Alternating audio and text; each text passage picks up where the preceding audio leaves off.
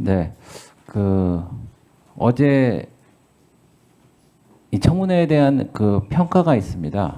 그래서 그 평가를 이제 각 언론에서 했는데 PPT를 한번 좀 보여주시죠. 이제 언론별로 제가 말씀드리겠는데 조선일보에서는 제목에 결국 납득할 해명 없었던 김민석 총리 후보자. 세계일보는 의혹 해소는커녕 논란만 키운 맥 빠진 김민석 청문회. 한국일보 재산 증식 의혹 해소 못한 김민석 부실 해명. 국민이 수긍하겠나. 이건 다 제목이고요. 다음 페이지. 중앙일보에서는 김민석 후보자 청문회가 부실하게 지나가면 앞으로도 정부 여당에선 증인 채택을 방해하고 재료 제출을 거부하는 행태를 반복하지 않을지 염려스럽다. 부실한 검증은 민심의 이반을 부를 뿐이다. 밑에 국민일보요. 정부 부처나 후보자들 역시 충실한 자료 제출과 성의 있는 답변 태도가 요구된다. 그리고 세계일보 밑에는 후보자 해명, 작은 제목이죠. 눈높이에 못 미쳐 자질 능력 갖춘 적임이라는 여당의 논리 무색. 그리고 서울신문에는 무엇보다 이재명 대통령이 청문회에서 충분히 다 설명할 수 있을 것이라고 생각된다며 의혹에 대한 입장을 유보한 상황이다. 밑에 좀 잘렸는데 제가 좀 읽어드리겠습니다.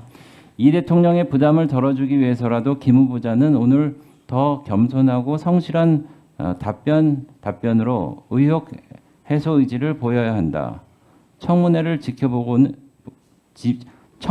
지켜보고도 답답증이 더 커졌다는 사람들이 많다. 후보자님, 이게 언론사들 다 사설입니다. 그런데 그러면은 이 언론사의 대표하는 이 사설이 후보자님 말씀대로 평균적인 일반적인 인식에 못 미치는 분들이라고 이렇게 보여지십니까? 그렇게 생각하지는 않고요. 네, 네. 네 군데의 언론사를 예를 들어 주시는데 네 군데가 아니라 6군데입니다. 네, 6군데. 그러니까 네, 네. 6군데를 다 중요한 의미 있는 언론사들이고요. 네, 네. 그 6군데를 포함해서 또 6군데 외에도 존재하는 다양한 언론, 또 네. 그 언론에서 지적되는 이런 포인트의 지적뿐 아니라 또 다른 측면의 지적, 이런 네. 모든 것들을 종합적으로 중히 받아들여서 네. 청문회에 남아있는 시간에 계속 또 임하겠습니다. 그러셔야 될 거라고 생각을 합니다. 그리고 제가 우려하는 것 중에 하나는 지금 그 이재명 정부가 말하자면은 뭐 절대 권력입니다.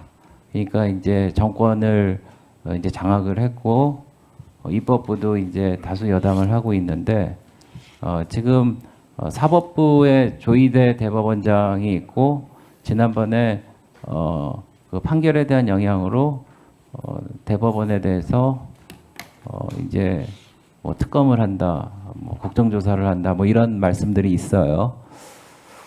그래서 후보자님, 그 대법원의 그 대법관을 증원한다든지 3심 제도를 헌법소원까지 해서 사실상 사심으로 만든다는 거에 대해서 후보자의 입장은 뭡니까? 지난 대선 시기에 네. 저는 이미 존재했던 것이니까 당시 저의 입장을 말씀드리면 네.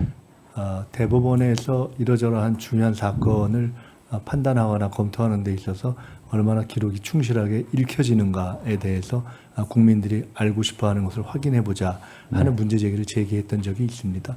대법원이 매우 중요한 헌법기관이기 때문에 대법원에 대한 신뢰를 더 높여가는 차원에서 여러 노력은 필요하다고 보고요.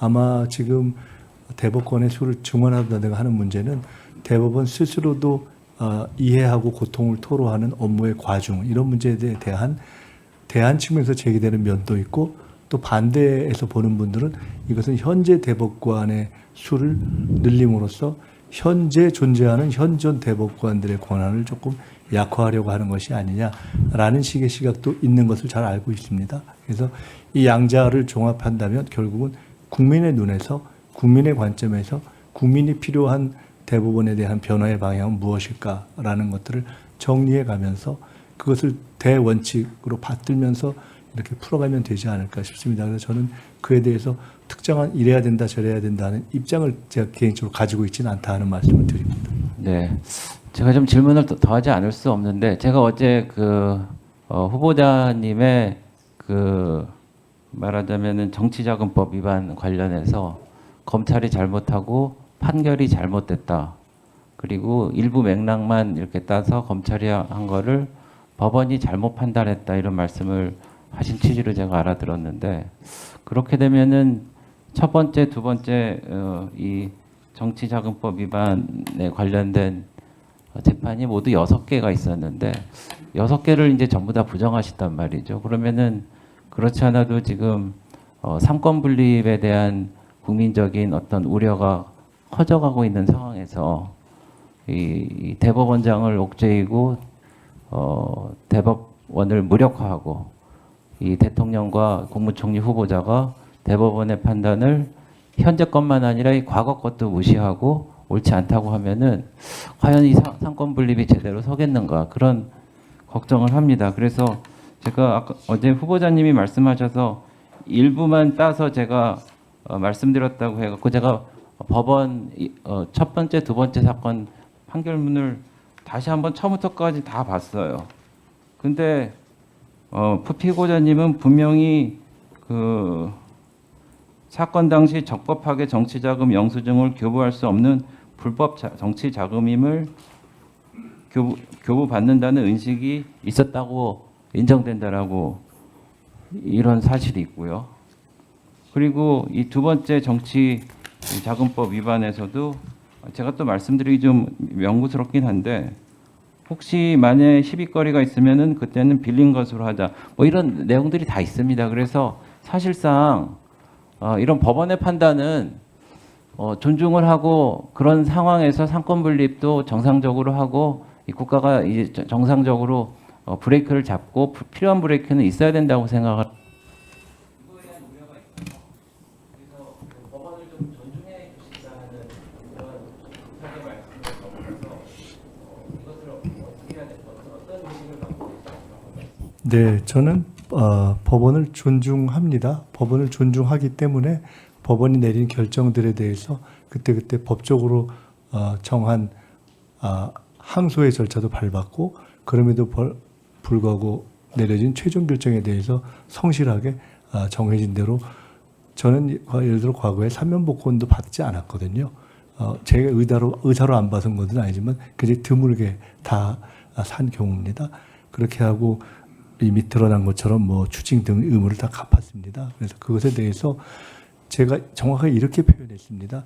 표적 사정의 성격이 있다라는 것에 대해서 말씀을 드렸고요. 그럼에도 불구하고 법원에서 영수증을 교부하지 않은 것 자체는 이유여하를 막론하고 법적으로 위배다라는 부분에 대해서 제가 어떻게 하겠는가라는 부분에 위법을 제기하시면 받을 수밖에 없다는 말씀을 드렸습니다. 최후 진술에도 드렸고 다만 그때 이런 말씀도 드렸습니다. 근데 똑같은 상황이 다시 온다고 하더라도 어떻게 해야 될지 잘 모르겠다. 제가 일일이 다 수천 장의 영수증을 볼 수 있는 상황이 다시 될지 솔직히는 잘 모르겠다. 그걸 제가 지킬 수 있을지 다른 누구는 지킬 수 있을지 잘 모르겠다. 사실 그때 그렇게 얘기했습니다. 그리고 어제 말씀드렸지만 이런 영수증 미발과 관련해서는 공교롭게도 국힘에 소속된 당대표를 지내셨던 분 한 분하고 그냥 의원 한 분, 두 분은 무죄가 났던 경우가 있습니다. 제가 성함은 밝히지 않겠습니다. 존경하는 배준영 의원님께서 선의를 가지고 법원에 대한 존중을 말씀해 주셨기 때문에 제 말씀을 드리고요. 어제도 말씀드렸지만은 빌린 것으로 하자라는 취지의 검찰이 있었지 그런 메일을 쓴 적이 없습니다. 그 부분에 대해서는 우리 사회가 법원을 존중하지만 경우에 따라서는 오랜 시간이 지난 이후에 재심의를 통해서 변경되는 경우도 있고 제 사건 같은 경우는 저도 몰랐는데 늘 의문을 갖고 있었던 것이 20년 만에 그 사건을 한 당시 검찰 핵심들의 배후에 일정한 카르텔이 있었다는 것도 이제 기사가 나서 저도 인지하게 된 면들이 있거든요. 그러니까 저도 사실은 그 20년을 지냈을 때 좀 억울한 면이 있었겠지 않았는가 한번 생각해 주시면 어떤가. 이거는 정치를 하면서 어떻게 보면 국회의원들이 많이 경험하는 일일 수도 있기 때문에 솔직히 사실은 그냥 그런 말씀을 한번 드려보고 싶고요. 그럼에도 불구하고 법원에 대해서는 최대한 존중하는 입장에서 앞으로 더욱더 임하겠다 하는 말씀을 드립니다. 한 가지만 더 말씀드리면 법원의 양형 규정 이런 걸 혹시 보시면 제 두 번째 사건이 제 7억 2천인데요. 제가 아마 알기로는 우리 박규택 의원님 계신데 그 정도 정치 사건, 자금 사건이면은 제가 알기로는 벌금으로 처리하는 경우가 거의 없지 않는가 싶습니다.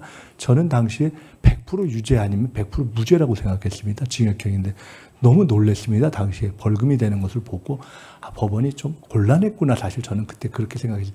벌금을 줄 수 있는 액수가 아니거든요. 1억만 지나면 보통 징역형 아닙니까?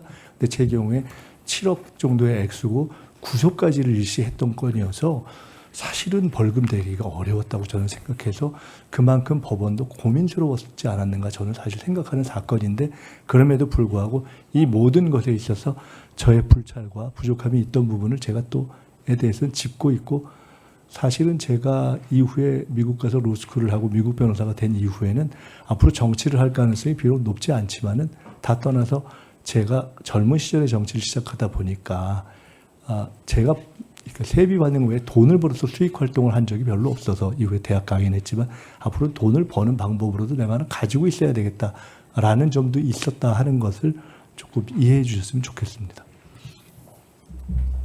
네.